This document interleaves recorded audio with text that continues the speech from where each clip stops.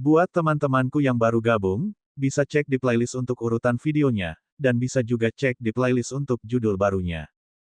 Bab 498, Pesta Para Jenius. Pada tanggal 19 Juli, Putra Mahkota Negeri Suan menyelenggarakan perjamuan untuk para anak ajaib, mengundang para jenius muda dari seluruh negeri Suan untuk berpartisipasi. Selama seseorang berusia di bawah 30 tahun dan diakui sebagai seorang jenius, mereka dipersilakan untuk hadir.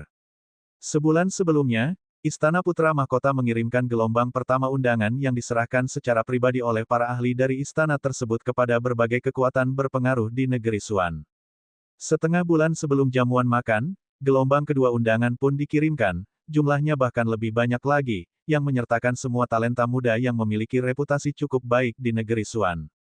Sekalipun kau seorang kultivator bebas, asalkan kau luar biasa, berbakat, dan terkenal, kau tetap bisa mendapat undangan dari Istana Putra Mahkota untuk menghadiri perjamuan ajaib. Tentu saja, undangan ini pada dasarnya ditujukan kepada para jenius yang sudah terkenal.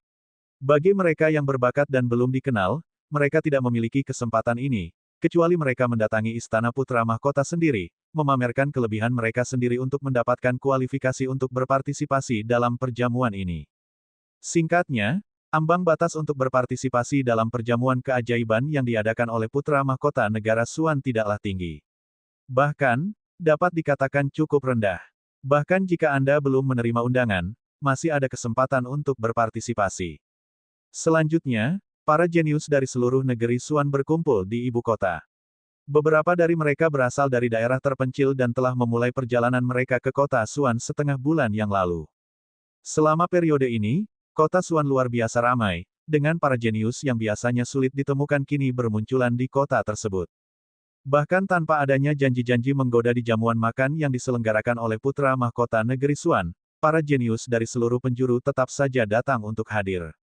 Bukan karena hal lain, tetapi karena gelar Putra Mahkota saja sudah merupakan label emas yang harus dihormati oleh semua orang. Negara Suan tidak seperti negara Qian. Di negara Qian, ada lebih dari satu kekuatan yang setara dengan keluarga kerajaan.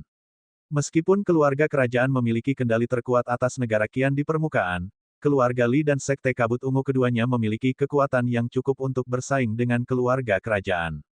Namun, berbeda halnya di negara Suan. Dengan wilayahnya yang luas dan banyaknya individu yang kuat, lanskap politik di negara Suan sangatlah rumit, dan terdapat banyak kekuatan terkemuka. Namun, baik secara terang-terangan maupun diam-diam, kekuatan terkuat di negeri Suan tidak diragukan lagi adalah keluarga kerajaan, sebuah hal yang tidak diperdebatkan oleh siapapun. Dalam sejarah negeri Suan, pernah ada sebuah sekte yang memiliki kekuasaan besar dan mencoba menyamai keluarga kerajaan negeri Suan, berupaya melepaskan diri dari kendali keluarga kerajaan. Akibatnya, hal itu menimbulkan masalah yang signifikan. Keluarga kerajaan negara Suan mengepungnya dengan pasukan yang besar. Banyak ahli kerajaan secara kolektif melancarkan serangan dan melenyapkan kekuatan terkemuka yang terkenal hanya dalam 3 hari, hanya menyisakan segelintir orang yang tidak penting. Setelah kejadian itu, semua kekuatan lain di negara Suan sangat merasakan teror dan kekuatan keluarga kerajaan.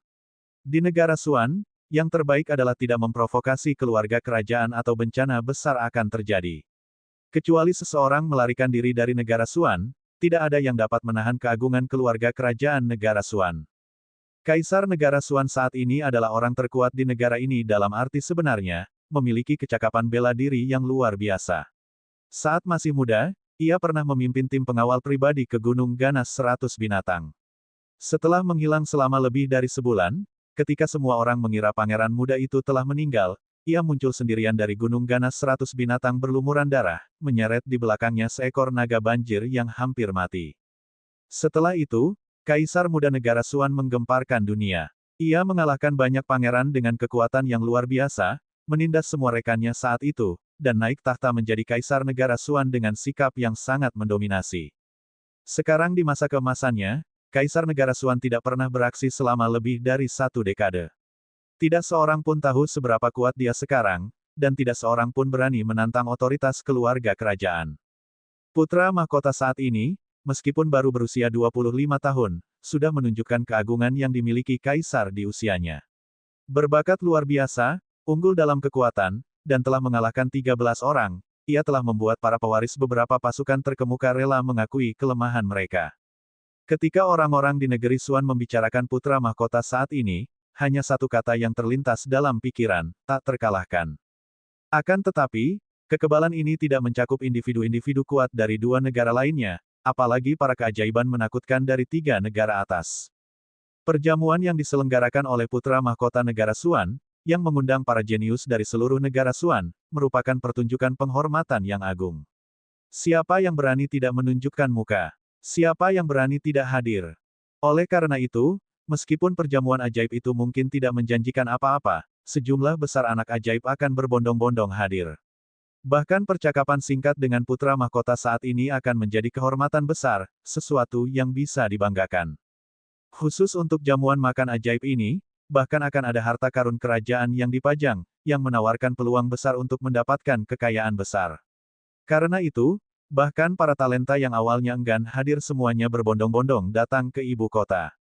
Perjamuan ajaib sudah dekat. Istana Putra Mahkota sudah mulai mempersiapkan, mengundang para koki terbaik di negeri Xuan dan menyiapkan berbagai macam hidangan lezat, itu adalah acara yang mewah. Namun, hingga sehari sebelum perjamuan keajaiban, tidak seorang pun tahu harta karun kerajaan seperti apa yang akan muncul. Beberapa orang mencoba mengumpulkan informasi, tetapi tidak berhasil. Keamanan di kediaman Putra Mahkota sangat ketat. Bahkan di dalam kediaman, hanya beberapa orang kepercayaan Putra Mahkota yang mengetahui informasi ini. Sebelum perjamuan keajaiban dimulai, Fang Lin akhirnya menghubungi Gong Sun Xiao untuk menyampaikan niatnya untuk berpartisipasi dalam perjamuan keajaiban. Gong Sun Xiao langsung setuju. Dia akan datang ke aliansi Pil keesokan paginya dan kemudian melanjutkan perjalanan ke kediaman Putra Mahkota bersama-sama. Fang Lin tidak terlalu ingin bergaul dengan Gong Sun Xiao. Lagi pula, sebagai orang baru di sini dan tidak mengenal semua orang, dia tidak tahu orang macam apa Gong Sun Xiao itu, atau apakah dia punya motif tersembunyi. Namun, jika dia tidak memanfaatkan koneksi Gong Sun Xiao, Fang Lin benar-benar tidak punya cara lain untuk berpartisipasi dalam perjamuan keajaiban. Lagi pula, dia baru berada di kota Xuan dalam waktu yang terlalu singkat untuk mengenal siapapun. Fang Lin memang mempertimbangkan untuk mencari Dugunian, tetapi setelah mempertimbangkannya sebentar, dia memutuskan untuk tidak melakukannya. Han Loyun telah mengatakan kepadanya untuk tidak terlalu banyak berhubungan dengan keluarga Dugu untuk sementara waktu. Tanpa pilihan lain, Fang Lin hanya bisa menumpang pada koneksi Gong Sun Xiao, menggunakan hubungannya dengan Gong Sun Xiao untuk memasuki Istana Putra Mahkota dan menghadiri perjamuan keajaiban. Di dalam aliansi Pil Negara Xuan, ada juga 5 orang yang berniat menghadiri perjamuan keajaiban. Kelima orang ini semuanya adalah talenta muda terkenal di dalam aliansi Pil Negara Xuan, masing-masing dengan keterampilan Tao alkimia yang jauh melampaui rekan-rekan mereka. Fang Lin pernah bertemu 2 orang di antara mereka sebelumnya. Mereka memang luar biasa, setidaknya bagi orang biasa. Dari sudut pandangnya sebagai penguasa Pil, para jenius Tao alkimia itu bukanlah sesuatu yang luar biasa. Meskipun dia belum lama bergabung dalam aliansi Pil Negeri Xuan, Fang Lin jelas merasa bahwa dia dijauhi oleh semua orang. Lebih tepatnya, terisolasi. Selain Mo Ziming, tidak ada seorang pun yang mau berinteraksi dengan Fang Lin. Bahkan banyak yang menjauhi Fang Lin, seolah-olah dia pembawa malapetaka. Mo Ziming memberitahu Fang Lin bahwa Master Qi lah yang sedang mencari masalah di belakangnya, dengan sengaja mengucilkannya dan membuatnya menjadi orang buangan dalam aliansi Pil. Fang Lin tidak terlalu peduli, karena sejak awal dia memang tidak berencana untuk terlalu terlibat dengan aliansi Pil Negeri Xuan. Akhirnya, hari pesta anak ajaib pun tiba. Pagi-pagi sekali, kelima anak ajaib dari aliansi Pil berangkat ke Istana Putra Mahkota. Berhentilah mencari. Perjamuan ajaib bukan untuk orang desa sepertimu. Gong Sun Xiao hanya mengatakan hal-hal dengan santai hari itu. Apakah kau benar-benar berpikir dia akan membawamu? Sun Kai mencibir. Bab 499, pergi ke perjamuan. Fang Lin berdiri di lobi aliansi Pil, tampaknya sedang menunggu seseorang. Sun Kai dan Zhang Detian sama-sama mengejeknya, begitu pula banyak orang lainnya, mereka diam-diam menertawakannya. Orang macam apa Gong Sun Xiao itu? Apakah dia akan peduli dengan orang seperti Fang Lin, yang berasal dari 3 kerajaan bawah? Tepat sekali, dia bahkan berpikir untuk menghadiri perjamuan bakat, sungguh menggelikan. Jika seseorang seperti dia bisa pergi, maka kita semua seharusnya bisa hadir. Ekspresi Fang Lin tetap tidak berubah, dia sama sekali tidak peduli dengan kata-kata mereka dan tidak memasukkannya ke dalam hati. Apa yang kalian semua berdiri di sini bergosip? Apakah kalian semua sudah menyelesaikan tugas kalian? Mo Ziming muncul dan menegur, menyebabkan Sun Kai dan yang lainnya terdiam, tidak berani berbicara lagi. Semua orang tahu bahwa Fang Lin berada di bawah perlindungan Mo Ziming, membuat banyak penyuling pil dari aliansi pil bingung dan kacau.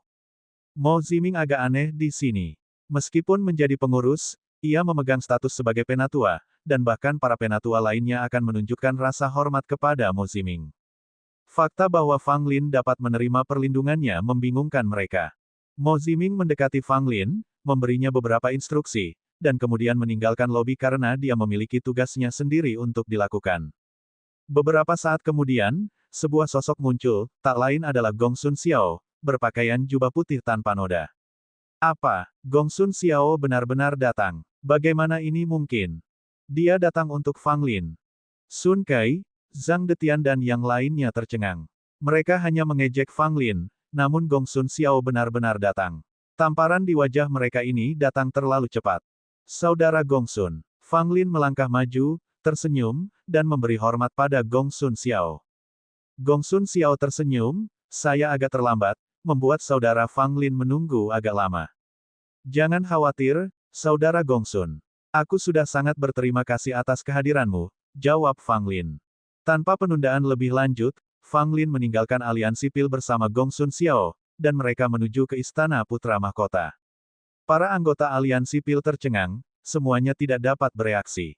Setelah beberapa saat, seseorang akhirnya berkata dengan ekspresi aneh, apakah Fang Lin benar-benar akan menghadiri perjamuan bakat Putra Mahkota? Mendengar ini, semua orang hanya menatapnya. Apakah mereka butuh pengingat darinya? Mereka tidak buta atau bodoh. Tidak bisakah mereka melihat apa yang sedang terjadi? Sun Kai dan Zhang Detian hampir meledak karena marah. Bagaimana ini bisa terjadi? Mereka berdua telah berada di negara Suan selama bertahun-tahun, dan bukan saja mereka tidak pernah diundang ke perjamuan bakat Putra Mahkota, mereka bahkan belum pernah bertemu dengan Putra Mahkota.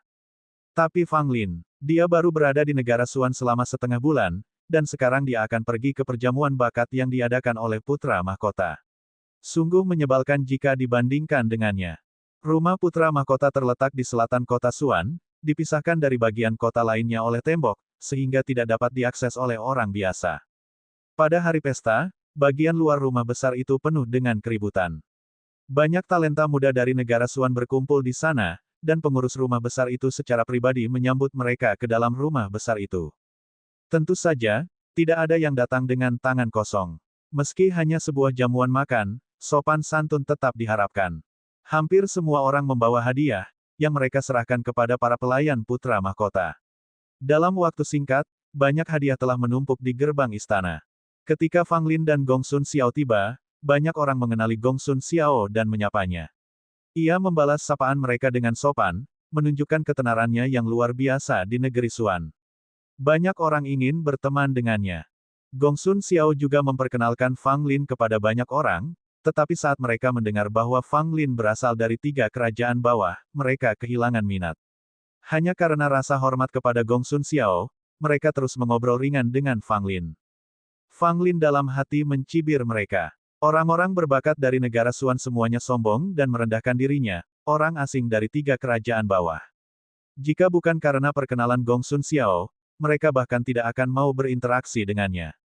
Gong Sun, mengapa kau membawanya? Pada saat ini, Lu Yunfei tiba, orang yang sama yang muncul bersama Gong Sun Xiao di masa lalu. Dia ditemani oleh seorang wanita yang sangat menarik. Gong Sun Xiao berkata, saudara Fang Lin diundang oleh saya. Saya harap saudara Lu akan menghormatinya. Dia hanya orang desa dari 3 kerajaan bawah, aku tidak perlu menghormatinya. Lu Yunfei melirik Fang Lin, menunjukkan rasa jijiknya. Setelah mendengar bahwa Fang Lin berasal dari 3 kerajaan bawah, wanita menawan itu memperlakukannya dengan hina dan mencemooh. Gong Sun Xiao mengerutkan kening, sedangkan Lu Yunfei hanya tertawa dan berjalan menuju Istana Putra Mahkota bersama wanita menawan itu. Saudara Gong Sun, tidak apa-apa, kata Fang Lin, tampak sangat santai. Gong Sun Xiao menatap Fang Lin, keterkejutan tampak di matanya. Jika itu dia pasti akan marah karena ketidakpedulian seperti itu. Namun, Fang Lin tampak sangat tenang, sama sekali tidak tampak dipaksakan. Tatapannya tenang tanpa riak sedikit pun, menunjukkan bahwa dia benar-benar tidak peduli dengan kata-kata Lu Yunfei. Ngomong-ngomong, saudara Fang Lin, apakah kamu sudah menyiapkan hadiah? Tanya Gong Sun Xiao.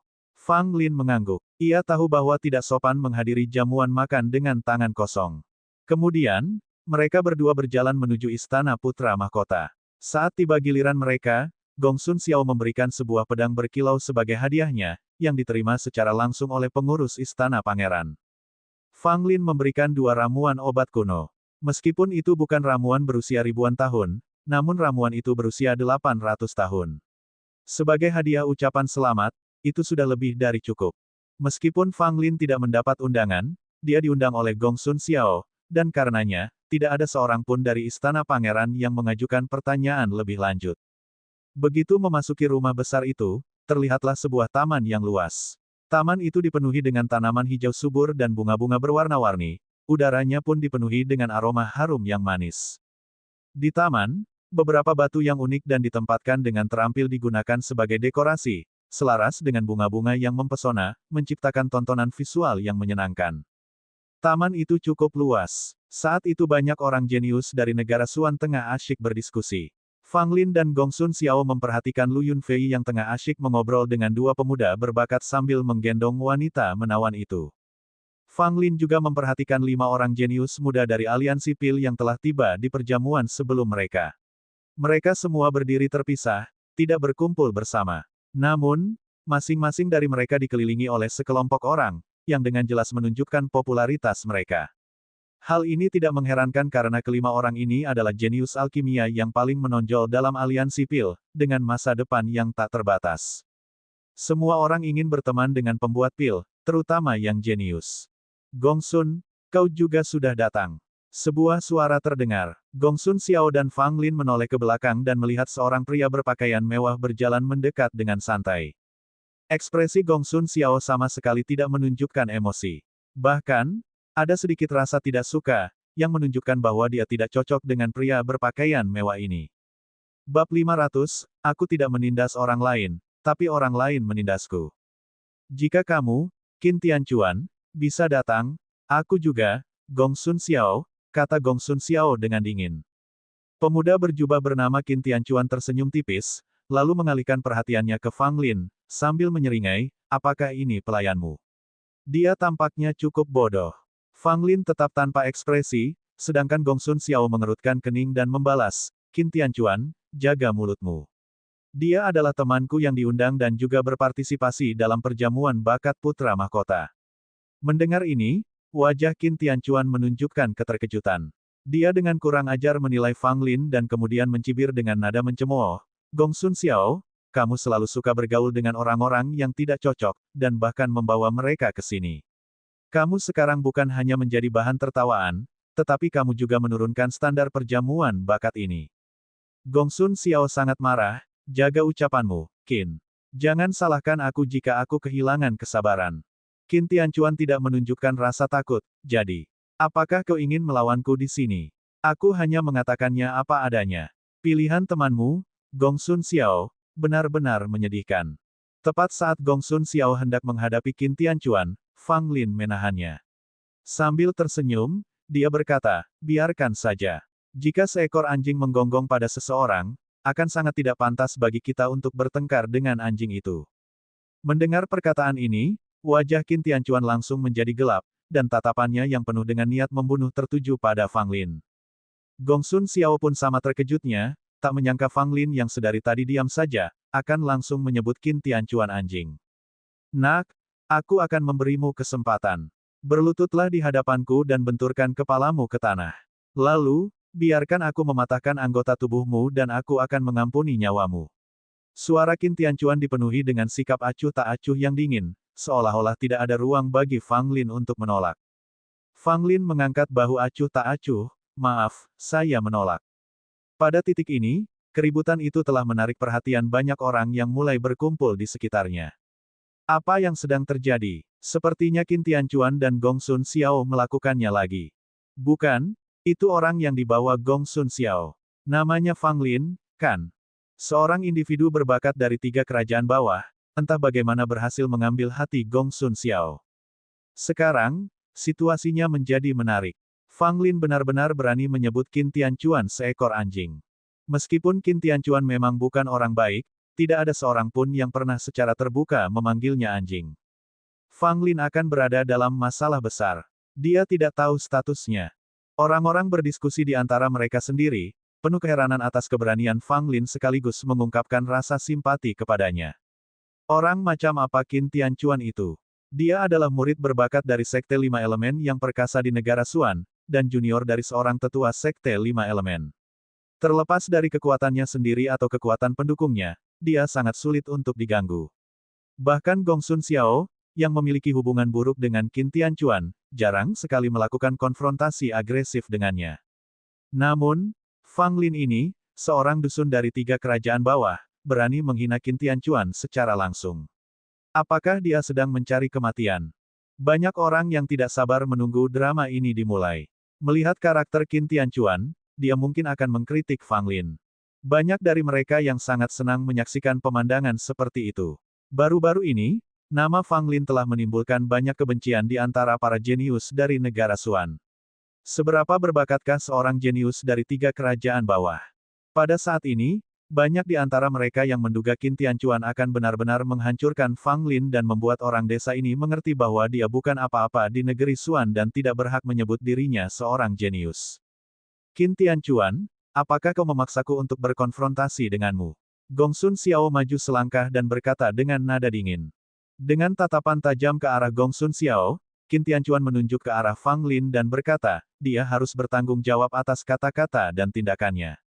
Kamu, Gong Sun Xiao, dapat membelanya jika kamu mau, dengan bersujud menggantikannya. Kau sudah keterlaluan. Gong Sun Xiao membalas dengan marah. Auranya berkobar secara dramatis, setiap gerakannya memancarkan aura keagungan yang tak terbatas, seperti matahari yang menyala-nyala. Banyak orang yang terkejut. Seperti yang diharapkan dari seorang jenius langka dari keluarga Gong Sun, dia telah mengembangkan keterampilan unik keluarganya ke tingkat yang mengesankan. Namun, Qin Tianchuan tidak menyerah. Aura lima elemen menyelimutinya, membuatnya tampak seperti dewa, dengan aura yang mudah berubah dan tajam. Kedua anak ajaib itu tampaknya akan segera terlibat dalam pertarungan.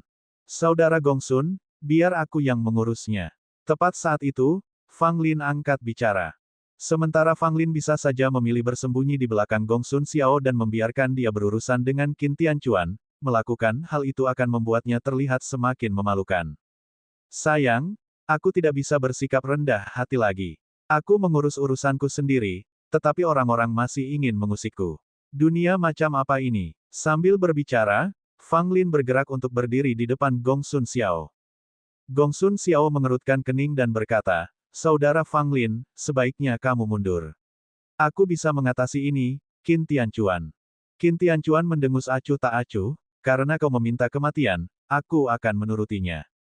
Dengan itu, dia melancarkan gerakannya ke arah Fang Lin. Gerakan pembukanya adalah gerakan mematikan yang dahsyat, mengeluarkan pedang panjang dari aura emas di tangannya. Sambil mendengus, Fang Lin meninju. Tinjunya melesat maju, sangat menakutkan. Titik-titik cahaya putih di atasnya membawa kekuatan yang luar biasa. Bang! Senyum sinis di wajah Qin Tianchuan membeku, lalu dia mundur beberapa langkah, gelombang rasa tidak nyaman bergejolak di sekujur tubuhnya dan wajahnya membayang. Sementara itu, Fang Lin berdiri tegap di tempat asalnya, setelah melancarkan pukulan, dengan ekspresi malas di wajahnya. Apakah aku baru saja melihatnya? Qin Tianchuan terpental oleh pukulannya. Bagaimana ini mungkin? Qin Tianchuan dalam posisi yang kurang menguntungkan. Fang Lin ini ternyata kuat sekali. Qin Tianchuan pasti meremehkannya. Banyak orang di kerumunan terkejut dan sulit mempercayai apa yang mereka lihat. Persepsi beberapa orang terhadap Fang Lin langsung berubah, berpikir bahwa dia benar-benar mampu menyandang gelar jenius nomor satu di tiga kerajaan bawah. Gong Sun Xiao juga terkejut. Dia mengenali kemampuan Fang Lin dan itulah sebabnya dia memilih untuk berteman dengannya. Tetapi dia tidak pernah membayangkan Fang Lin sekuat ini. Hanya dengan satu pukulan, dia telah menekan Qin Tianchuan, yang hampir mengerahkan kekuatan penuhnya. Bahkan dia akan kesulitan mencapai prestasi seperti itu. Qin Tianchuan, ada apa? Apakah kekuatanmu telah surut karena terlalu memanjakan wanita? Lu Yunfei tertawa terbahak-bahak, membuat Qin Tianchuan ingin muntah darah. Kamu, Lu Yunfei, yang selalu bergaul dengan wanita, beraninya mengatakan bahwa aku memanjakan wanita. Baiklah, kau pantas menerima semua yang kulakukan. Qin Tianchuan menggertakkan giginya, tatapan membunuh di matanya semakin kuat. Ia telah dipermalukan dengan sangat dan sekarang telah memutuskan untuk mengambil nyawa Fang Lin. Fang Lin menguap, tampak sangat lelah. Sikapnya yang santai membuat Qin Tianchuan semakin marah. Hehe, sungguh meriah. Tepat pada saat itu, sesosok muncul dari rumah besar itu, diiringi tawa yang meriah. Ketika orang-orang melihatnya, mereka semua memperlihatkan ekspresi kagum. Bab 501. Pria yang datang itu memiliki wajah yang tampan dan memancarkan aura maskulin. Mengenakan pakaian hitam yang kuat, dia melangkah maju dengan gagah. Dia membawa aura seorang raja. Tanpa diragukan lagi, pria yang bisa bersikap begitu bebas di kediaman putra mahkota pastilah putra mahkota negeri Suan saat ini. Salam kepada putra mahkota, semua orang membungkuk hormat serempak, semua merendahkan diri. Mereka adalah orang-orang berbakat dari negara Suan, tetapi bahkan mereka harus menahan kesombongan mereka di hadapan putra mahkota. Putra mahkota, dengan senyum tipis, mengangguk sebagai balasan atas sapaan mereka. Setelah itu, ia mengalihkan perhatiannya ke Qin Tianchuan dan Fang Lin yang saat ini sedang berkonfrontasi di dalam taman. Kalian berdua harus tahu kapan harus berhenti. Jangan merusak suasana hati semua orang, kata putra mahkota tanpa banyak perhatian, tetapi ada nada berwibawa dalam kata-katanya. Qin Tianchuan meringis. Dia tidak melihat hal positif apapun dalam situasi ini.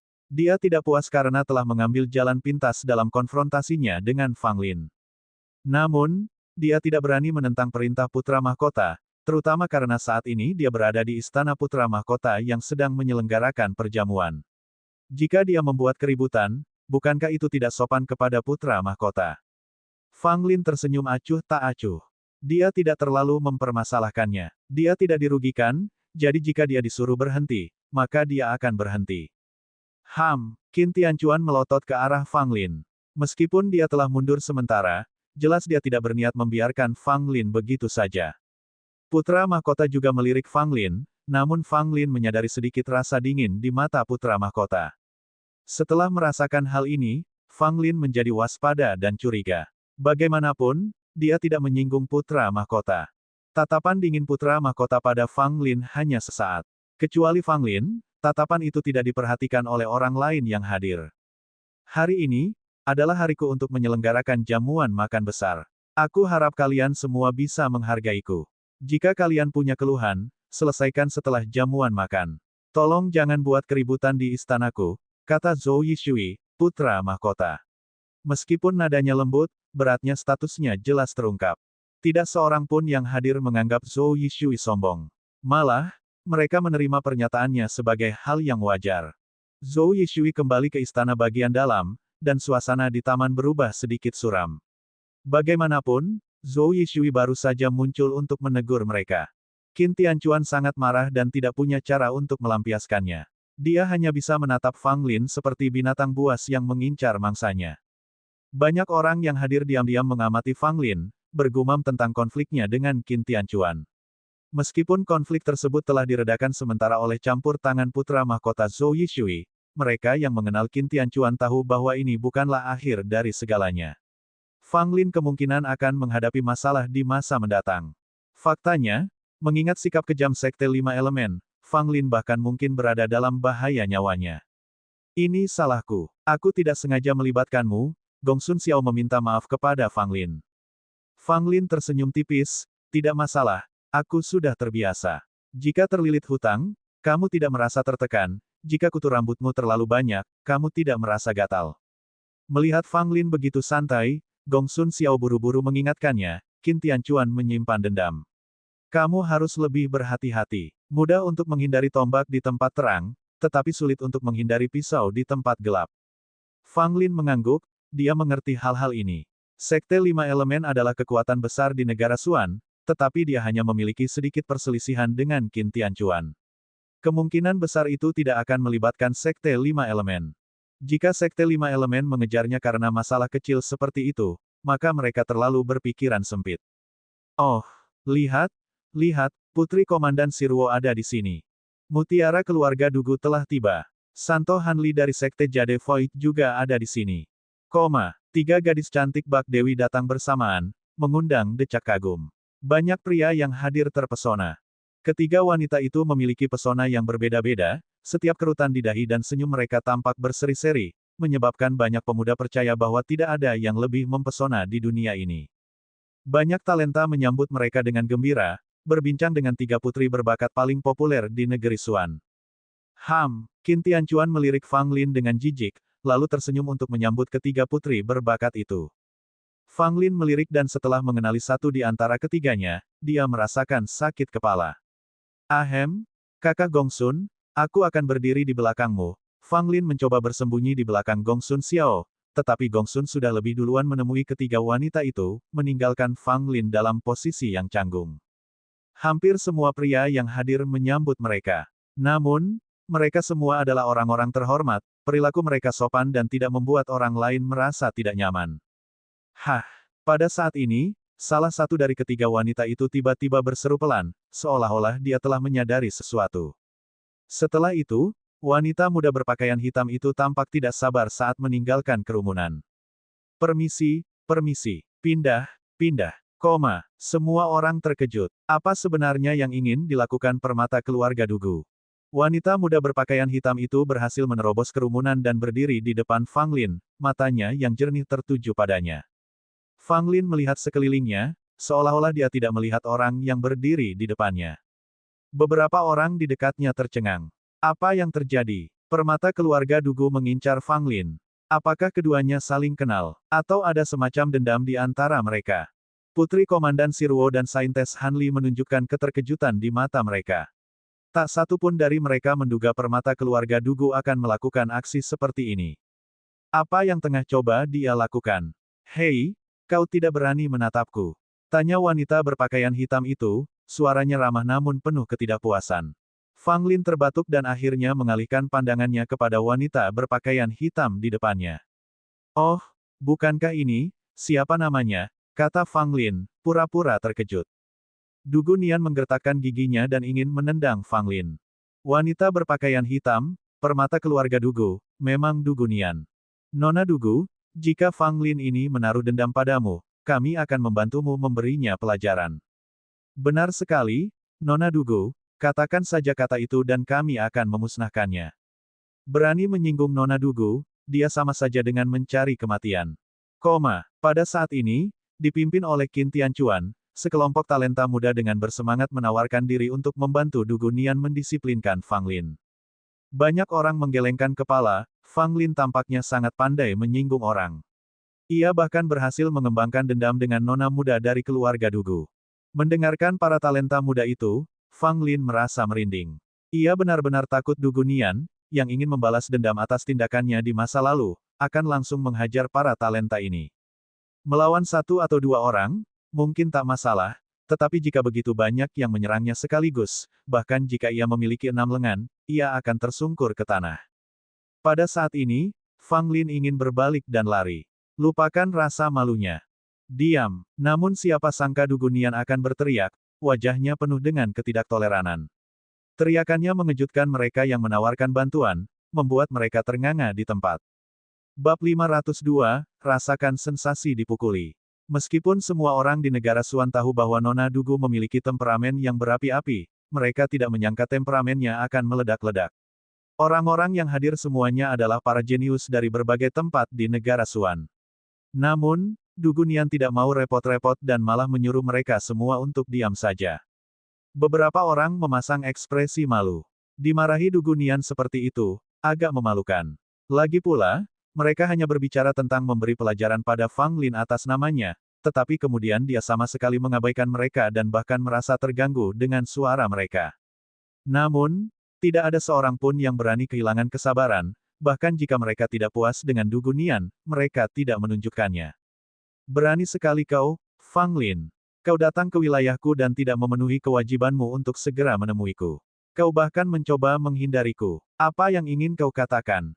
Dugu Nian meletakkan tangannya di pinggul dan melotot ke arahnya dengan mata terbuka lebar, menyampaikan kata-kata pedasnya dengan keras tanpa peduli dengan citranya. Semua orang tercengang. Mereka mendengar desas-desus tentang temperamen Nona Dugu yang mudah meledak-ledak, tetapi setelah melihatnya secara langsung, temperamennya tidak hanya meledak-ledak, tetapi juga sangat ganas.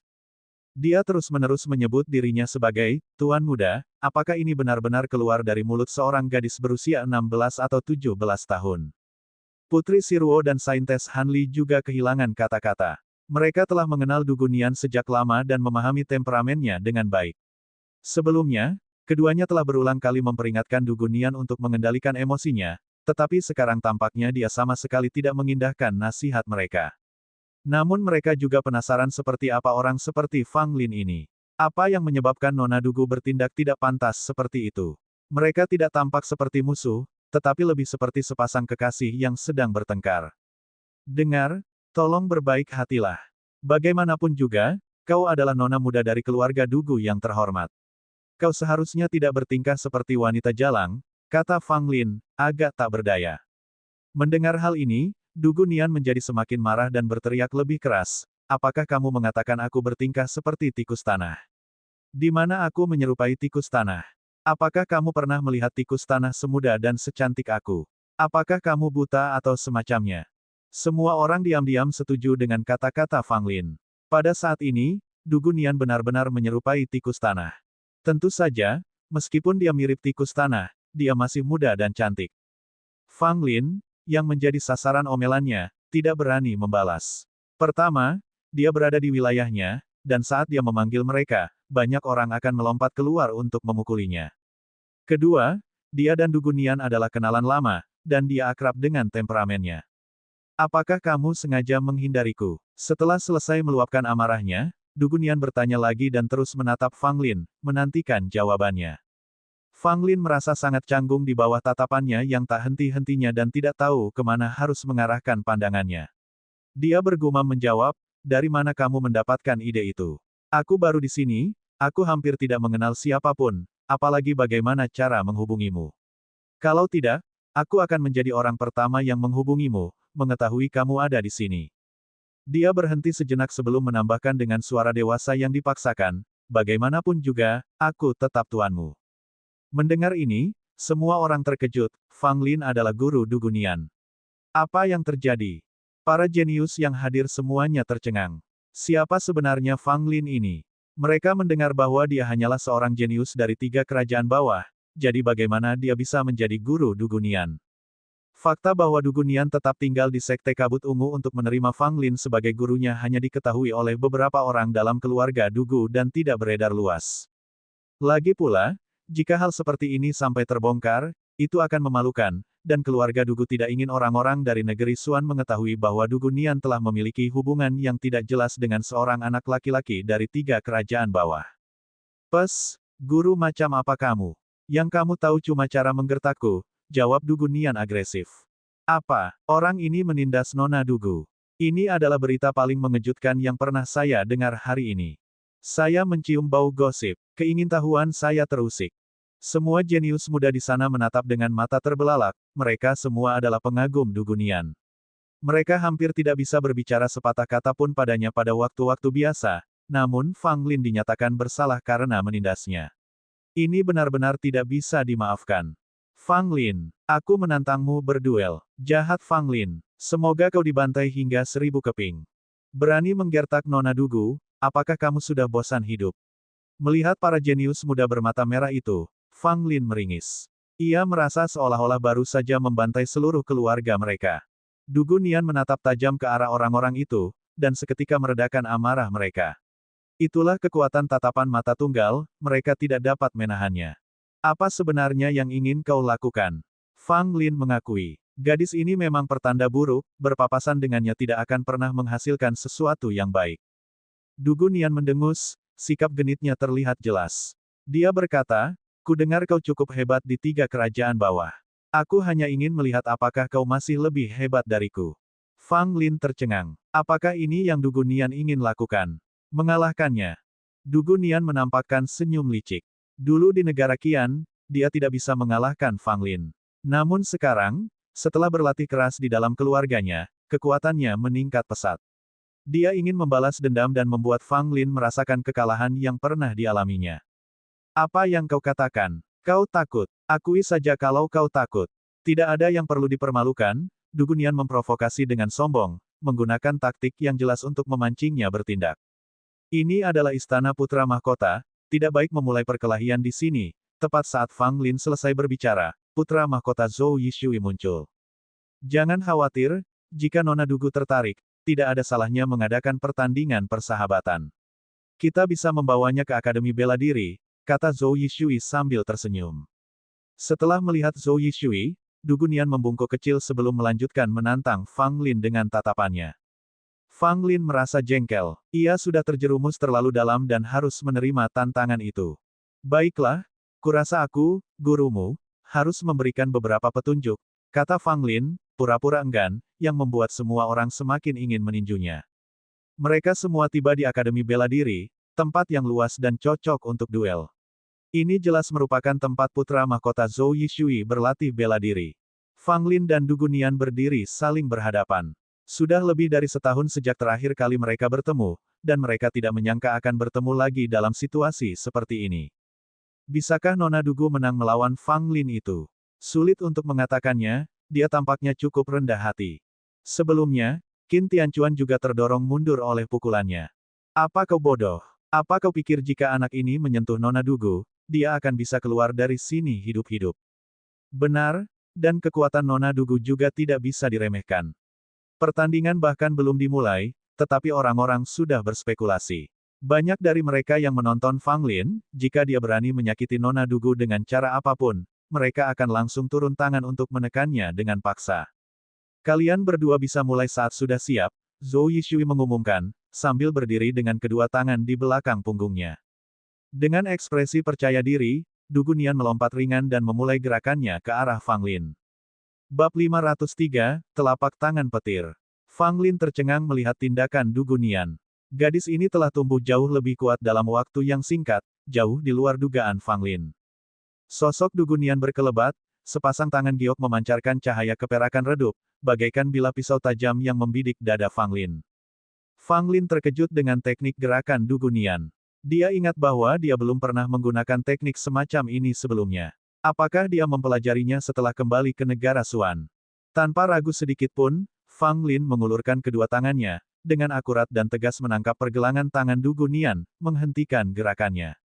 Ekspresi Dugunian tetap tidak berubah, tetapi sedikit kelicikan bersinar di matanya.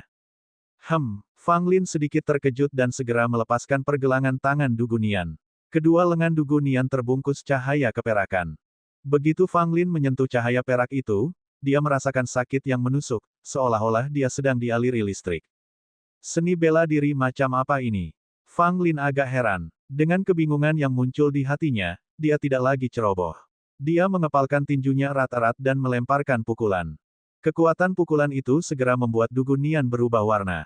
Bukan hanya dia saja, individu-individu berbakat lain dari negeri Suan juga tampak berwajah hikmat. Pukulan itu, yang tampaknya biasa saja, membawa momentum yang sangat mengerikan, seolah-olah gunung yang menghalangi jalan dapat dihancurkan olehnya. Meski begitu, Fang Lin belum menggunakan kekuatan penuhnya, karena lawannya adalah Dugunian. Jika dia menggunakan kekuatan yang besar, dia bisa saja melukai Dugunian tanpa sengaja. Dugunian menggigit bibirnya pelan, matanya dipenuhi dengan sedikit kebencian. Fang Lin ini benar-benar brengsek, bersikap sangat kasar setelah lama tidak melihatnya. Tanpa basa-basi lagi, Dugunian mengayunkan tangannya, cahaya perak menyelimuti di depannya, membentuk tangan perak besar, dengan gelombang guntur. Ledakan. Tinju Fang Lin menghantam keras tangan perak besar itu. Tangan perak itu meledak dengan kilat yang menyilaukan, menelan Fang Lin seluruhnya. Telapak petir Nona Dugu memang dahsyat. Meskipun belum mencapai alam tertinggi, kekuatannya cukup besar. Fang Lin pasti menderita kerugian besar. Jika saja kekuatannya sedikit lebih kuat, mungkin saja nyawa Fang Lin bisa direnggut. Banyak orang yang hadir memuji kekuatan Dugunian, tetapi di mata para jenius lainnya, telapak petir Dugunian sangat kuat. Akan tetapi, Dugunian masih terlalu muda dan telah menginvestasikan sebagian besar energinya pada Tao Alkimia. Oleh karena itu, ia belum mengolah telapak petir ke alam yang mendalam, yang mengakibatkan kekuatan telapak petir tidak sepenuhnya ditampilkan. Jika para jenius bela diri dari keluarga Dugu itu melakukan telapak petir, pastilah jauh lebih kuat dari yang dipertontonkan Dugu Nian. Ya ampun, tampaknya kau sudah membaik. Aku cukup senang. Suara Fang Lin terdengar dari dalam petir. Cahaya perak itu menghilang, memperlihatkan sosok Fang Lin. Rambut Fang Lin agak berantakan, tetapi selain itu, dia tidak mengalami cedera apapun. Pakaiannya sedikit compang camping, tetapi selain itu, Fang Lin sama sekali tidak terluka. Dugu Nian cemberut, tampak sangat tidak senang. Kenapa kulitmu menjadi begitu tebal? Telapak petirku bahkan tidak bisa melukaimu. Dugu Nian mengeluh. Fang Lin terdiam. Dugu Nian telah tumbuh, tetapi apakah dia, Fang Lin, tidak mengalami kemajuan sama sekali? Jujur saja, jika Fang Lin menggunakan kekuatan penuhnya pada pukulan tadi, dia bisa saja menghancurkan tangan perak itu, bahkan mengalahkan Dugu Nian dalam satu gerakan. Akan tetapi, dia tidak menggunakan kekuatannya secara penuh, dia selalu menahan diri, dan bahkan tidak bertarung dengan serius. Terima seranganku lagi. Dugu Nian, yang tidak mau menerima kekalahan, melakukan perlawanan sengit. Dia akhirnya membaik dan ingin memberi Fang Lin pelajaran yang bagus saat melihatnya, jadi tentu saja, dia tidak akan menyerah begitu saja. Dugu Nian meraih udara kosong di depannya dan secara mengejutkan, sebuah tombak perak muncul di tangannya. Tombak perak itu anggun, tetapi berdenyut dengan energi gemuruh yang kuat. Suara berderaknya membuat orang-orang menggigil. Saat berikutnya, Dugu Nian melemparkan tombak perak, penuh dengan energi guntur dan kilat yang kuat, langsung ke Fang Lin. Bagus sekali. Fang Lin tertawa terbahak-bahak, dan tanpa menggunakan kekuatan surgawi bela diri apapun, dia masih melontarkan pukulan dengan momentum yang luar biasa. Melihat hal ini, banyak orang mengerutkan kening, berpikir bahwa Fang Lin terlalu ceroboh. Bahkan Dugu Nian sangat tidak puas, percaya bahwa Fang Lin telah meremehkannya. Namun sudah terlambat untuk menariknya kembali sekarang. Ledakan. Dengan suara keras, petir menyebar kemana-mana, dan para penonton berbakat di luar Akademi Seni Bela Diri mundur untuk menghindari terkena petir. Dugu Nian mengerang, wajahnya pucat, dan tubuhnya terhuyung mundur. Dia tidak memperhatikan, kehilangan keseimbangan, dan hampir jatuh ke belakang. Saat itu, sosok Fang Lin tiba-tiba muncul. Dengan senyum cemerlang di wajahnya, dia dengan lembut menangkap sosok Dugu Nian, mencegahnya jatuh ke tanah. Namun, saat melakukannya, Dugu Nian sedang digendong Fang Lin, memperlihatkan postur yang menawan dan lembut. Dugu Nian menatap kosong ke arah Fang Lin, wajahnya sedikit memerah, dan ekspresi malunya yang langka terlihat. Penonton tercengang, terutama melihat postur mereka. Bagi mereka yang mengagumi Dugu Nian, itu sangat asteris. Kami kesulitan untuk memulai percakapan dengan Nona Dugu, tetapi anak asing ini bisa begitu akrab dengan Nona Dugu. Apa yang terjadi? Tak seorang pun menyadari bahwa ada sedikit kesuraman, bahkan kemarahan, di mata putra mahkota Zhou Yishui. Namun, dia menyembunyikannya dengan sangat baik, dan masih ada senyum di wajahnya. Dasar brengsek. Dugu Nian mengumpat dan melepaskan diri dari pelukan Fang Lin, namun langkahnya masih agak goyah. Fang Lin terkekeh, meskipun kamu sudah membaik, kamu masih jauh di belakangku. Di masa depan, kamu tidak boleh tidak menghormatiku. Bah, aku belum menggunakan kekuatanku sepenuhnya. Apa yang bisa dibanggakan? Kata Dugu Nian dengan nada mengejek. Meskipun dia berkata demikian, Dugu Nian tahu betul di dalam hatinya bahwa memang ada jurang pemisah yang cukup dalam antara dirinya dan Fang Lin. Bahkan jika dia tidak menggunakan beberapa ilmu bela diri, bahkan jika dia menggunakannya, dia tidak akan sebanding dengan Fang Lin. Meski tidak sebanding dengan Fang Lin, Dugu Nian tidak patah semangat. Malah, dia cukup puas, atau bahwa penampilan Fang Lin membuatnya puas. Pertandingan berakhir di sini. Itu benar-benar pertandingan yang seru. Zhou Yishui bertepuk tangan dan berbicara. Saya minta maaf atas penampilan saya yang kurang mengesankan di hadapan putra mahkota, kata Dugu Nian ringan. Zhou Yishui tersenyum tipis, Nona Nian, bagaimanapun juga, Anda adalah seorang pemurni pil. Tidak masalah jika Anda sedikit kurang dalam seni bela diri. Yang perlu dilakukan oleh seorang pemurni pil hanyalah memurnikan pil yang bagus, tidak seperti seniman bela diri yang harus bertarung. Pernyataan ini terdengar agak aneh bagi Fang Lin, Dugu Nian, dan beberapa jenius Tao alkimia yang hadir.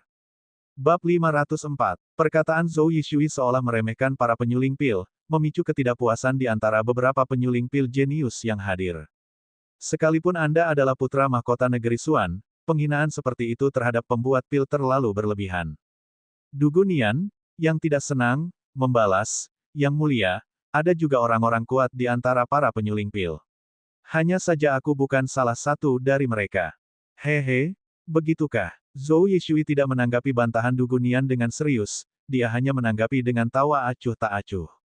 Dugu Nian, bersama para ahli alkimia lainnya, terdiam.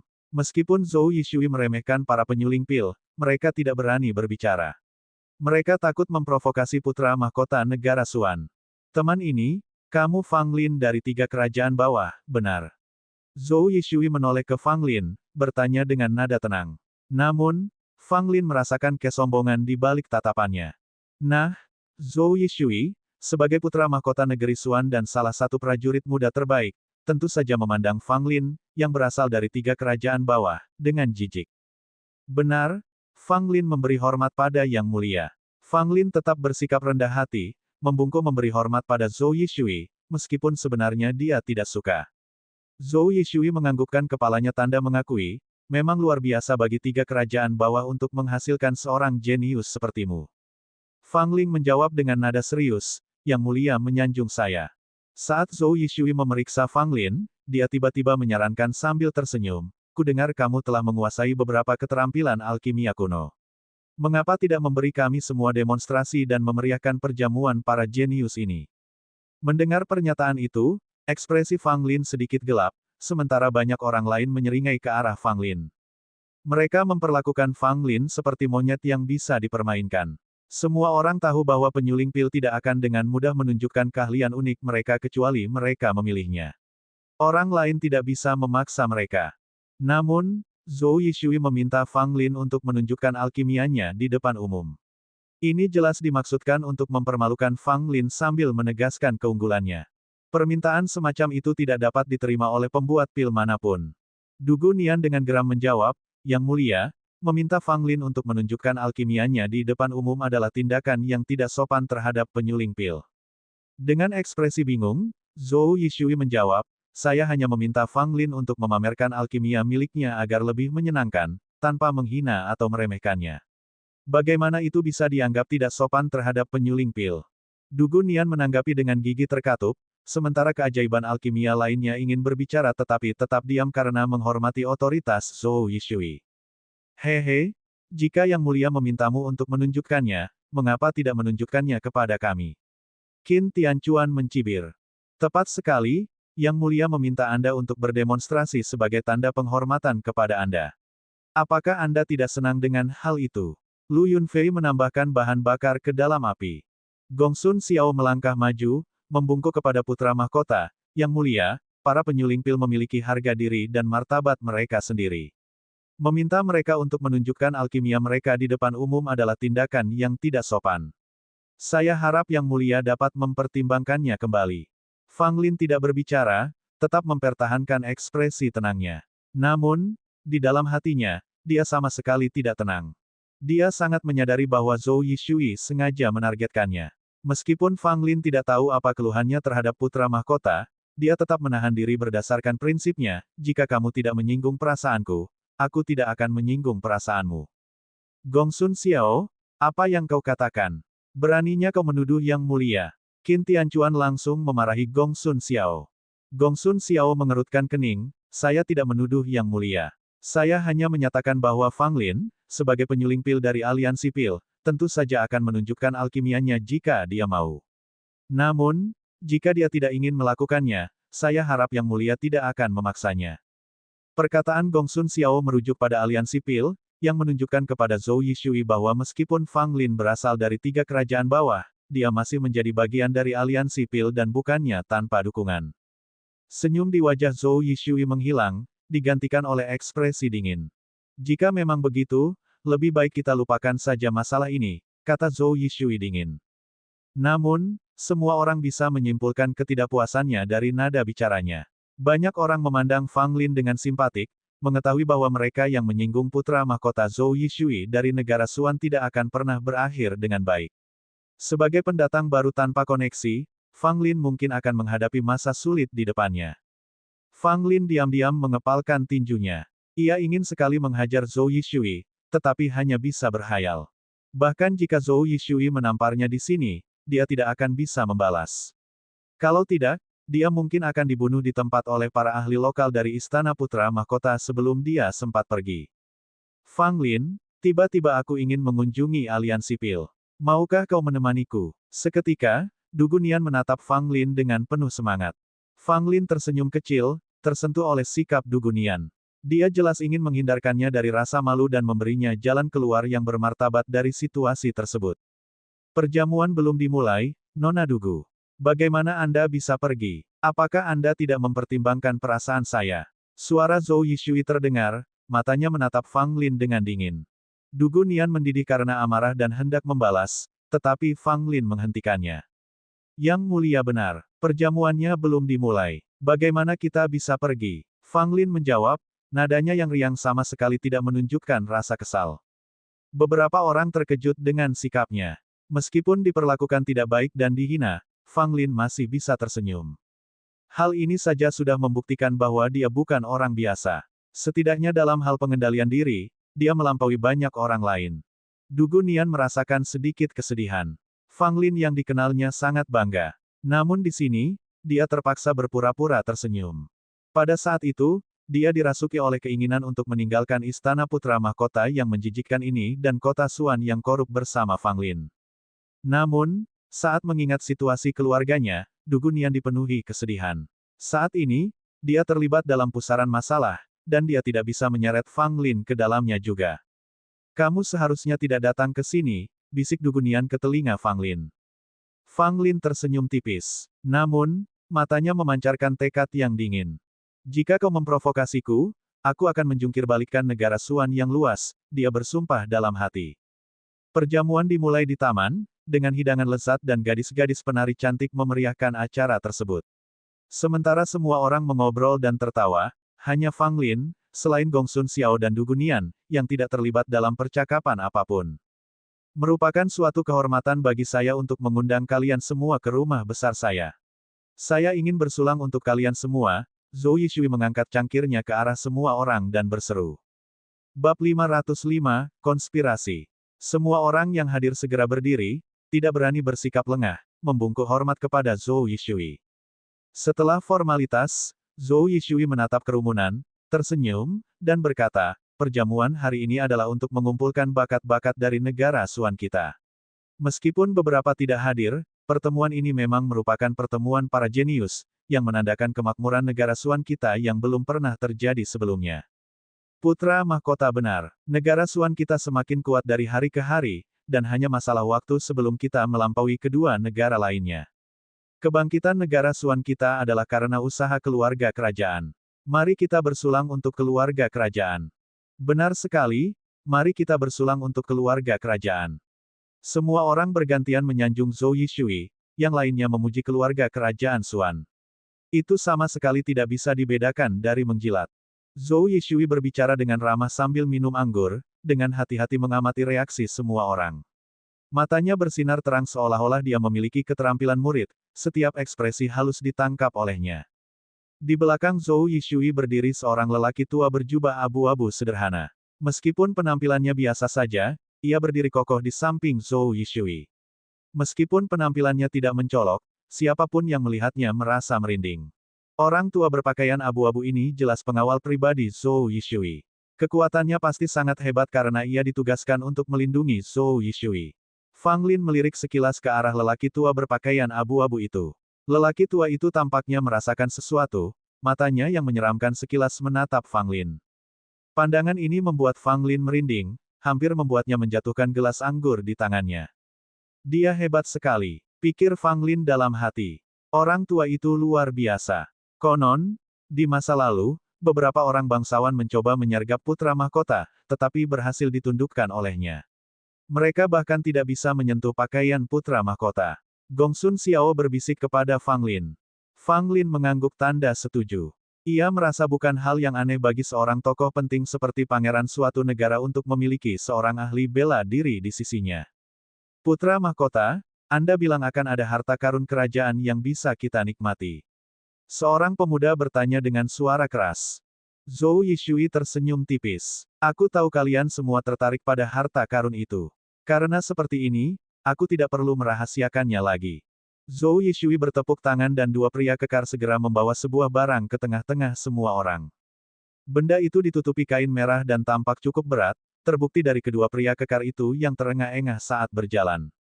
Apa ini? Beberapa orang tampak bingung. Apakah harta karun yang berharga itu benar-benar sebesar ini? Beberapa orang jenius, mata mereka berbinar, tampaknya memiliki gagasan tentang hal itu, ekspresi antisipasi dan keterkejutan tampak di wajah mereka. Fang Lin juga melihat benda itu. Meskipun ditutupi kain merah, benda itu tampak seperti batu besar. Du Gunian, yang duduk di sebelah Fang Lin, berkata dengan heran, saya pernah mendengar bahwa keluarga kerajaan memiliki batu surgawi. Konon, batu itu berisi jejak telapak tangan seorang pria kuat kuno. Orang dapat memahami seni bela diri kuno dari batu itu. Mendengar kata-kata ini, Fang Lin juga terkejut. Mungkinkah ini batu surgawi? Zhou Yishui berdiri, berjalan ke arah harta karun itu dan melihat sekeliling, senyum mengembang di bibirnya. Di bawah tatapan semua orang, ia menyingkap kain merah yang menutupinya. Setelah kainnya dilepas, yang terlihat oleh semua orang adalah sebuah batu besar. Di batu itu, ada bekas telapak tangan yang dalam, sangat mencolok. Dari jejak telapak tangan, jelaslah bahwa orang yang memukul telapak tangan ini memiliki kekuatan yang sangat besar, tetapi ia tidak menghancurkan batu itu menjadi debu. Sebaliknya, ia hanya meninggalkan jejak telapak tangan, tanpa retakan apapun pada batu itu. Hal ini menunjukkan bahwa orang yang menerapkan cetakan tangan ini telah mencapai tingkat kekuatan yang sangat dalam dan memiliki kendali menyeluruh atas kekuatannya, tanpa sedikit pun kebocoran energi berlebih. Semua orang menatap batu itu dengan heran. Ini memang batu surgawi yang diwariskan oleh keluarga kerajaan negara Suan, yang oleh banyak orang dianggap sebagai harta nasional negara Suan. Tentu saja, harta karun nasional keluarga kerajaan Suan tidak terbatas pada batu ini saja. Faktanya, ada beberapa harta karun nasional, dan batu surgawi hanyalah salah satunya. Tuan-tuan, keluarga kerajaan kami di negara Suan menganggap batu ini sebagai batu surgawi. Saya yakin Anda semua kurang lebih pernah mendengar rumor tentang batu ini. Hari ini, saya meminjam batu ini dari istana untuk memberi kesempatan kepada semua orang melihatnya. Saya harap semua orang dapat bersama-sama menjelajahi misteri di dalam batu ini, kata Zhou Yishui. Banyak orang sudah benar-benar asyik dengan batu surgawi, ingin memahami sesuatu darinya. Namun, yang lain tampak merenungkan dengan ekspresi termenung, bertanya-tanya tentang tujuan tindakan Zhou Yishui. Seseorang seperti Zhou Yishui tidak akan bertindak tanpa alasan. Fakta bahwa ia cukup murah hati untuk membiarkan semua orang bersama-sama menjelajahi batu surgawi dengan jelas menunjukkan bahwa ia memiliki motif tersembunyi. Namun, apa sebenarnya tujuan Zhou Yishui? Mereka tidak tahu. Semakin mereka memikirkannya, semakin mereka menjadi waspada, takut dianggap lalai. Putra mahkota, karena batu surgawi ini adalah harta karun keluarga kerajaan, kurasa sebagian besar penguasa keluarga kerajaan pasti sudah menyelidiki misteri di dalam batu ini, kata seseorang. Zhou Yishui tersenyum getir, sungguh memalukan. Meskipun batu surgawi merupakan harta karun keluarga kerajaan Suan dan diperoleh sejak lama, hanya satu leluhur Suan kita yang berhasil memahami misteri yang tersembunyi di dalamnya. Sayangnya, leluhur itu secara tidak sengaja menghentikan langkahnya dan, hingga hari ini, kita tidak dapat memperoleh rahasia dari prasasti tersebut. Karena alasan inilah hari ini kita semua di sini untuk menjelajahi prasasti tersebut bersama-sama, berharap bahwa kemampuan gabungan dari semua bakat yang hadir di sini akan menghasilkan beberapa keuntungan. Mendengar hal itu, ekspresi wajah setiap orang pun berbeda-beda, ada yang percaya, ada pula yang tidak percaya. Siapa yang tahu apakah apa yang dikatakan Zhou Yishui itu benar atau salah? Bahkan jika itu benar, beberapa orang menyimpan keraguan dan skeptisisme di hati mereka. Fang Lin terus mengamati batu surgawi, terutama jejak telapak tangan di atasnya. Hal itu membuat Fang Lin merasa aneh. Akan tetapi, ia tidak tahu pasti apa sebenarnya yang aneh mengenai hal itu hanya firasatnya saja. Jangan mencoba memahami batu itu, tiba-tiba, sebuah suara bergema di benak Fang Lin. Fang Lin terkejut, tak salah lagi itu adalah suara dari Santo Iblis Mayat Kering. Mengapa kita tidak bisa menjelajahinya, senior? Fang Lin bertanya cepat dalam benaknya. Itu jebakan. Batu itu tidak menyimpan rahasia seni bela diri apapun. Jika kau mencoba memahami jejak telapak tangan, kekuatan surgawi seni bela diri milikmu sendiri akan tercetak di batu itu, kata Demon Saint, suaranya terdengar samar. Mendengar ini, Fang Lin terkejut. Melihat Zhou Yishui yang tersenyum lagi, ekspresinya menjadi serius. Betapa beraninya, betapa liciknya strategi ini, berencana untuk mengekstraksi kekuatan surgawi seni bela diri dari setiap orang yang hadir, pikir Fang Lin dalam hati, diam-diam merasa khawatir. Bab 506, Batu Surgawi. Orang-orang yang hadir pada dasarnya adalah orang-orang berbakat dari negeri Xuan, masing-masing memiliki kekuatan besar. Setiap orang memiliki jumlah kekuatan surgawi seni bela diri yang berbeda-beda, tetapi Zhou Yishui bertujuan untuk mendapatkan kepemilikan kekuatan surgawi seni bela diri dari setiap orang yang hadir, menunjukkan keberanian pada tingkat yang monumental. Jika bukan karena peringatan dari Demon Saint, Fang Lin kemungkinan besar akan jatuh pada rencana Zhou Yishui. Seketika, Fang Lin buru-buru berkata kepada Du Gunian dan Gong Sun Xiao yang berada di sampingnya, jangan mencoba memahami batu itu, ada sesuatu yang tidak beres. Mendengar ini, Du Gunian segera mengalihkan pandangannya. Dia cukup percaya pada Fang Lin, meskipun dia bingung. Di sisi lain, Gong Sun Xiao ragu-ragu. Dia sangat tertarik pada batu surgawi dan ingin memahami rahasianya, tetapi kata-kata Fang Lin menimbulkan keraguan di hatinya. Fang Lin, mengapa kita tidak mencoba memahami batu surgawi ini? Tanya Gong Sun Xiao. Fang Lin berbisik, aku punya teknik rahasia yang memungkinkan aku melihat sifat sejati melalui kepalsuan. Tidak ada yang luar biasa tentang batu ini, sebaliknya, ini adalah jebakan. Kita tidak bisa mencoba memahaminya. Mendengar perkataan Fang Lin, Gong Sun Xiao tidak lagi memperhatikan batu surgawi. Dibandingkan dengan apa yang disebut peluang keberuntungan, Gong Sun Xiao lebih memilih untuk menghindari risiko apapun. Setelah mengingatkan mereka berdua, Fang Lin tidak mempedulikan orang lain. Lagi pula, hanya Du Gunian dan Gong Sun Xiao yang layak mendapat perhatiannya. Tindakan orang lain tidak ada hubungannya dengan dia. Pada dasarnya, semua orang di tempat kejadian telah memfokuskan perhatian mereka pada batu surgawi, berharap untuk memahami rahasianya dan memanfaatkan peluangnya. Zhou Yishui tersenyum tipis, kilatan samar di matanya, tampak sangat puas. Namun, dia segera menyadari bahwa Du Gunian, Gong Sun Xiao, dan Fang Lin tidak melihat batu surgawi, menyebabkan alisnya sedikit berkerut. Menurut logika Zhou Yishui, apa yang disebut harta karun dari keluarga kerajaan negeri Xuan ini seharusnya sangat menarik minat para jenius ini, namun ada juga yang dapat menahan godaan tersebut. Terutama Fang Lin, yang tampaknya tidak tertarik dengan batu surgawi di ruangan itu. Sebaliknya, dia menikmati makanannya, saat ini melahap daging babi besar, dengan minyak menetes dari mulutnya. Du Gunian melirik Fang Lin dengan jijik. Apakah dia hantu kelaparan yang terlahir kembali? Mengapa tata krama makannya begitu buruk? Aku tidak akan pernah duduk di sampingnya jika aku tahu sebelumnya. Dia sangat memalukan. Mulut Gong Sun Xiao pun bergerak sedikit dan dia memalingkan mukanya dari Fang Lin, sambil meminum araknya dalam diam. Zhou Yishui datang dan berkata sambil tersenyum, apakah kalian bertiga tidak tertarik dengan batu surgawi? Gong Sun Xiao berkata dengan hormat, saya tidak begitu pintar, saya rasa saya tidak akan mampu mengerti apapun, oleh karena itu saya tidak berusaha untuk mengerti.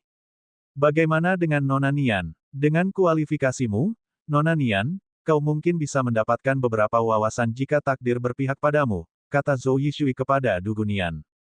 Du Gunian, dengan ekspresi tenang, menjawab, terima kasih atas kebaikanmu, putra mahkota, tetapi aku hanya tertarik pada pemurnian pil. Sebagai pemurni pil, aku tidak tertarik pada peluang seni bela diri.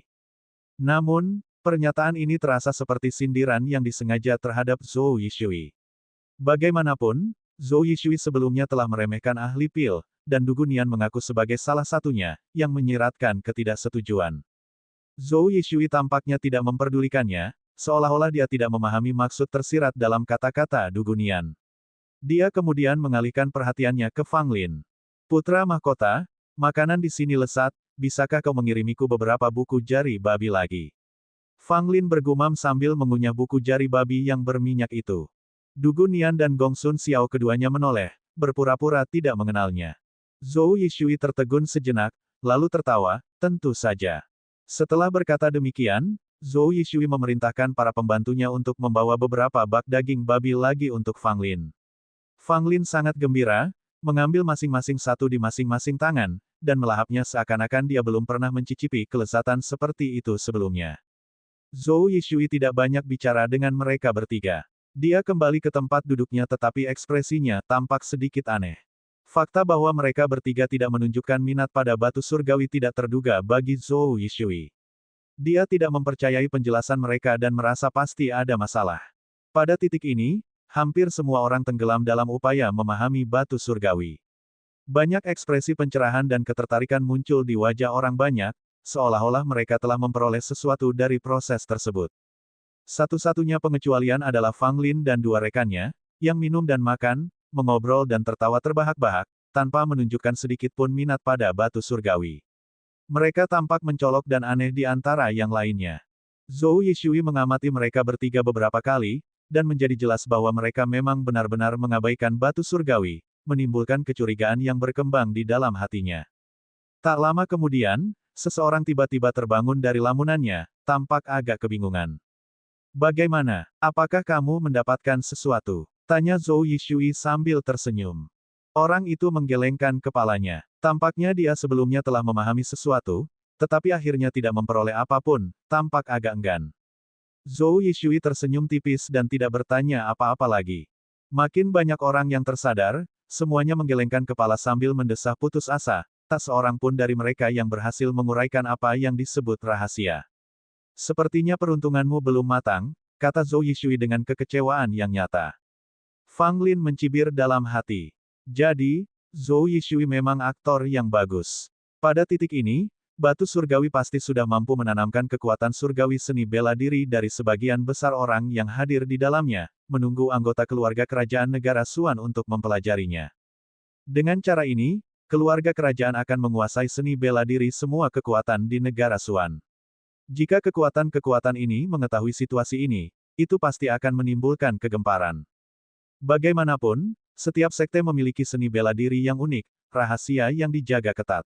Namun sekarang, keluarga kerajaan memilikinya.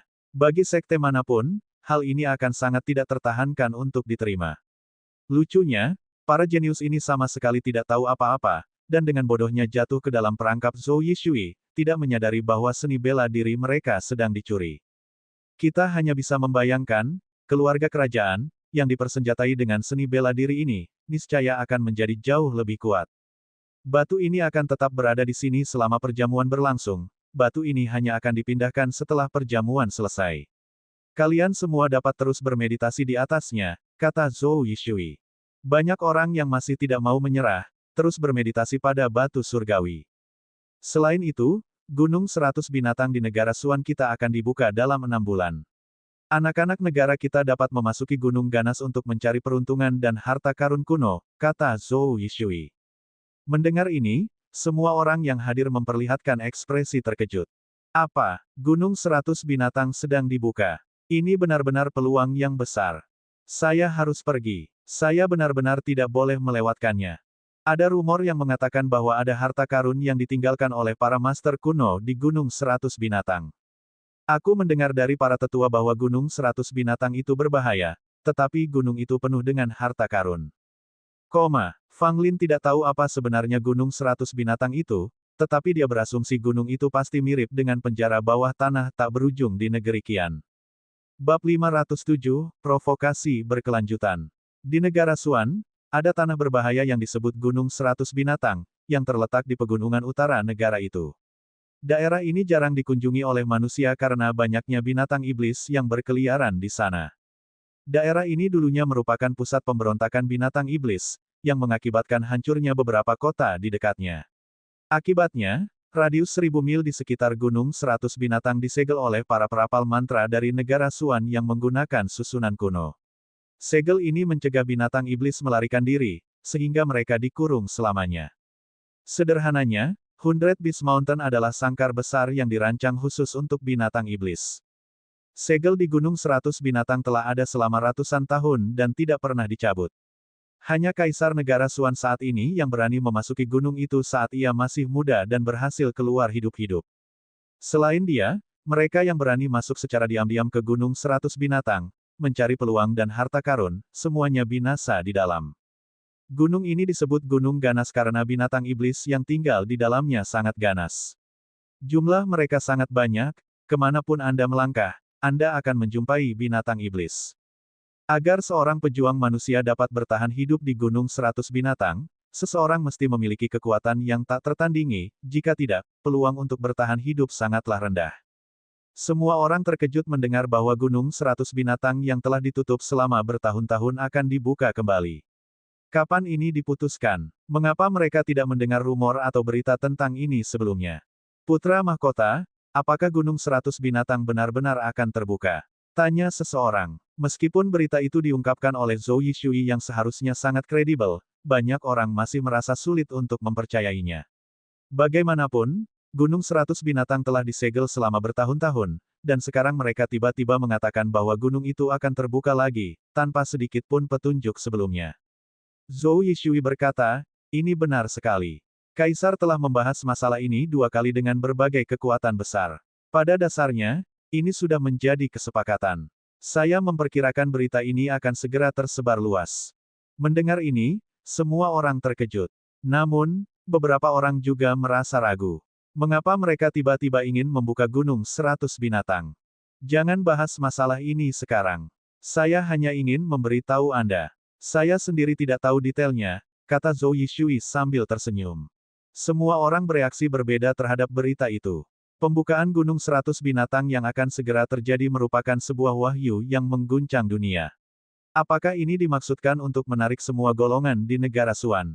Bagaimanapun, meskipun Gunung 100 Binatang terkenal berbahaya, tempat itu juga merupakan tempat yang diimpikan para prajurit untuk dijelajahi. Selama keberuntungan seseorang tidak terlalu buruk, peluang untuk mendapatkan sesuatu cukup besar. Konon, Gunung 100 Binatang pernah menjadi medan perang yang menggemparkan antara klan iblis dan prajurit manusia. Gunung itu konon kaya akan harta karun dan menyimpan banyak sekali obat-obatan spiritual. Bahkan ada gosip bahwa naga sejati pernah muncul sebentar di Gunung 100 Binatang. Namun, tidak seorang pun tahu apakah itu benar. Rumor-rumor ini hanya menambah lapisan mistik pada gunung itu. Gongsun, apakah semua golongan di negara Suan akan hadir setelah pembukaan Gunung 100 Binatang? Fang Lin melirik Gongsun Xiao, yang tampak berpikir keras, dan bertanya. Gongsun Xiao mengangguk dan berkata, pembukaan Gunung 100 Binatang adalah peristiwa besar. Meskipun gunung itu penuh dengan bahaya, saya rasa tidak ada satu golongan pun di negara Suan yang ingin melewatkannya. Meskipun memang ada bahaya, jika seseorang memperoleh sesuatu, manfaatnya tidak akan terbayangkan. Fang Lin mengerutkan kening dan menatap Dugu Nian, keluarga Dugumu juga akan berpartisipasi, kan? Dugu Nian tidak mengerti apa yang dimaksud Fang Lin dan menjawab, mungkin. Fang Lin menyeringai, apa gunanya? Hanya untuk beberapa peluang dan harta karun yang sulit didapat, kau akan mempertaruhkan nyawamu. Kurasa itu tidak sepadan. Gongsun Xiao dan Dugu Nian meliriknya. Terutama Dugu Nian, bukankah Fang Lin sendiri yang menjelajah ke penjara bawah tanah tak berujung di negara Qian? Hadirin sekalian, saat kita berkumpul di sini hari ini untuk menikmati hidangan lezat dan anggur yang nikmat, bukankah sebaiknya kita melakukan sesuatu yang lebih menarik? Pada saat ini, Lu Yunfei berdiri dan mengumumkannya dengan lantang kepada orang banyak. Tentu saja, kerumunan segera menyetujui, dengan Qin Tianchuan berteriak paling keras. Lu Yunfei membungkuk pada Zhou Yishui, putra mahkota, bagaimana kalau kita bertanding satu sama lain? Lagi pula, kita semua terkenal karena bakat kita. Sayang sekali kalau tidak bertanding dan belajar dari satu sama lain. Ya, pertemuan para talenta harus disertai dengan pertarungan.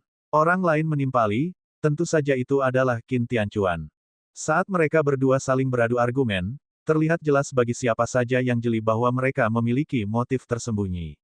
Banyak orang melirik Fang Lin dengan simpatik. Fang Lin menyeringai. Siapapun yang bodoh bisa melihat bahwa kedua orang ini sedang mengincarnya. Haha, kalau begitu, aku tidak akan mengecewakan semua orang.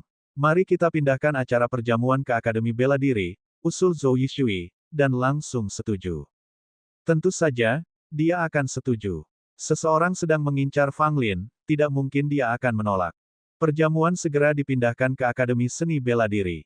Orang pertama yang keluar adalah Qin Tianchuan, yang menunjuk Fang Lin dan mengejek, aku tidak mengajarimu dengan benar terakhir kali, namun kau tanpa malu-malu datang ke sini untuk berpesta. Sepertinya hari ini aku benar-benar perlu memberimu pelajaran. Fang Lin tampak polos, apakah makan dan minumku mengganggumu? Apakah ini istana pangeran milikmu?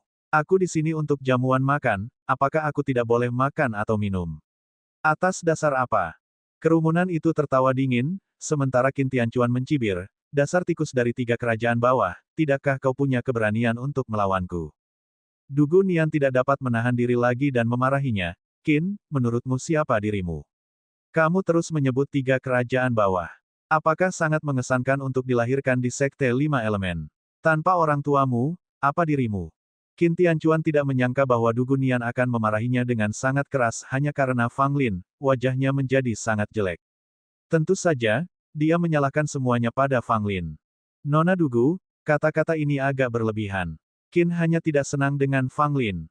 Tepat sekali, dia hanya karakter kecil dari 3 kerajaan bawah. Dia tidak layak mendapatkan perlindunganmu. Orang-orang desa ini tidak tahu keterbatasan mereka sendiri, mereka butuh pelajaran. Satu demi satu, para talenta dari negeri Suan angkat bicara, semuanya berharap Qin Tianchuan bisa memberi pelajaran pada Fang Lin. Dugu Nian sangat terkejut. Bagaimana mungkin orang-orang berbakat ini, yang pada hari-hari biasa tampak baik, bersikap seperti ini? Apakah dibenarkan untuk mencemooh dan menindas seseorang hanya karena mereka berasal dari 3 kerajaan bawah? Gongsun Xiao berbisik kepada Fang Lin, jangan impulsif, Qin Tianchuan sangat kuat. Bahkan aku tidak bisa mengalahkannya. Bersabarlah dan biarkan ini berlalu begitu saja. Ya, biarkan saja. Fang Lin juga memikirkan hal ini. Fang Lin, bukankah kau seorang jenius? Apakah kau bahkan tidak punya keberanian untuk melawanku? Jika begitu, lebih baik kau kembali ke negara Qian. Negara Suan tidak punya tempat untuk orang yang tidak berguna sepertimu. Qin Tian mencibir pada Fang Lin. Fang Lin tertawa, menghabiskan anggur di cangkirnya, lalu berdiri. Saya ingin tetap bersikap rendah hati, tetapi beberapa orang terus saja mendekatkan wajah mereka ke arah saya. Sekarang, pertanyaannya adalah, haruskah saya memukul wajah itu atau tidak? Fang Lin tampak geli, menatap Qin Tianchuan dengan senyum jenaka.